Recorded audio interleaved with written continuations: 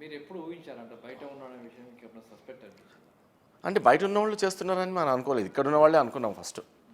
బయట ఉండి చేస్తున్నారు అని అనుకోలేదు, అది ఇక్కడున్న వాళ్ళే చేస్తున్నాం అని చెప్పి. యాక్చువల్గా first there was no clue at all.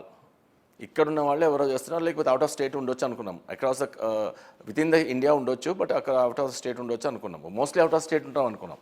Out of state కూడా ఏముంది, తమిళనాడు, కేరళ అండ్ కర్ణాటకలో మొత్తం రాడార్ పెట్టి ఉన్నాం. సో బట్ బియాండ్ దట్ ఆ చిన్న క్లూ దొరకడం, ఆ క్లూని ప్రాసెస్ చేయడం, ఆ క్లూ పట్టుకోవడం, మా వన్ ఆఫ్ ద ఆఫీసర్స్ దాన్ని క్లూని పట్టుకొని డిస్కస్ చేయడము, అరే ఇంకా ప్రాసెస్ చేయని మనం గైడ్ చేయడము. తర్వాత సిపి గారు దాన్ని బాగా నవ్ అండ్ దెన్ మానిటర్ చేయడము.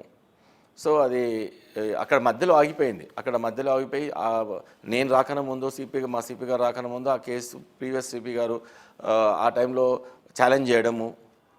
అంటే అది వాడు ఏమంటాడు, నేను ఛాలెంజ్ చేయలేదు అని అంటాడు, బట్ పేపర్లో న్యూస్లో అంతా వచ్చింది మీరు పట్టుకోలేరు అని చెప్పేసి, లేకపోతే నా దగ్గర డేటా ఉన్నా నేను లీక్ చేస్తాను అనేది. బట్ ఇట్స్ ట్రూ దట్ అతని దగ్గర డేటా 50 lakh పీపుల్స్ డేటా ఉంది.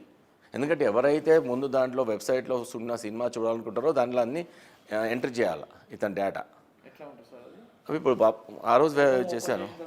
ఫస్ట్ మీకు బప్పం కానీ ఐబొమ్మ కానీ ఓపెన్ చేయగానే ఫస్ట్ మీకు ఎంటర్ కీ కొట్టగానే మీరు దాంట్లో పోవాలంటే మీకు కండిషన్స్, టర్మ్స్ అండ్ కండిషన్స్ ఉంటాయి. టర్మ్స్ అండ్ కండిషన్స్ మీరు అగ్రీ చేయాలి. టర్మ్స్ అండ్ కండిషన్స్ అగ్రీ చేస్తున్నానంటే మీకు డైరెక్ట్గా వాడికి లింక్, నీ ఫోన్లో ఉన్న డేటా అంతా నేను వాలంటరీగా ఇస్తున్నట్టు లెక్క. ఐ అగ్రీ అని. ఇప్పుడు మీరు కూడా గూగుల్లో ఓపెన్ చేసినప్పుడు ఐ అగ్రీ అని కొట్టుకుంటూ వెళ్తున్నారు.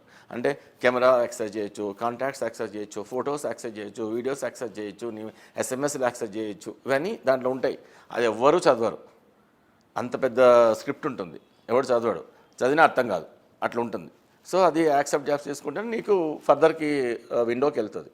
ఫర్దర్కి విండో వెళ్ళినప్పుడు లాస్ట్కు నీకు అప్పుడు దాన్ని రిజిస్టర్ అవుతావు. రిజిస్టర్ కాగానే ఇమీడియట్గా నేను ఆ సైట్ ఇమీడియట్గా అప్పుడే ఓపెన్ కాదు, దాన్ని డైరెక్ట్గా తీసుకుపోయి ఈ గేమ్స్, తర్వాత బెట్టింగ్ యాప్స్, దాని తర్వాత అడ్వర్టైజ్మెంట్స్, తర్వాత అఫిలియేటెడ్ మార్కెటింగ్ ఉన్న దానికి వెళ్ళిపోతాయి.